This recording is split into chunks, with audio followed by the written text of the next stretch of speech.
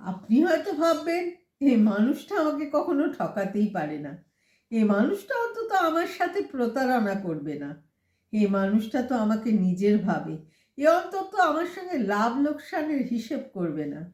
আমি দেখেছি, অতি বিশ্বাস করা লোকটাই সবথেকে বেশি ঠকিয়ে দেয়।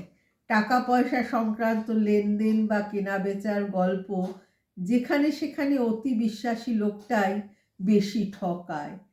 রিসেন্ট একটা ঘটনা আমাকে অনেক কিছু শিখিয়ে দিল। জীবনে কত কি এখনো শেখার বাকি। মানুষকে আসলে সাদাসিধে ভাবি, এ ভাবনাটাই ভুল। আসলে আমাদের মনটা এতটা সাদাসিধে, অন্যকে আর জটিল করে দেখি না। ভুলটা হয় এখানেই। একটা বাজারে যেখানে হাজার হাজার দোকান, সেখানে একজনের থেকে যদি জিনিস কিনতে থাকেন, সে তখন আপনার বিশ্বাসের সুযোগটুকু নিয়ে নেয়। আপনার বিশ্বাসের ঘরে সেই সবার আগে শীত কেটে বসে।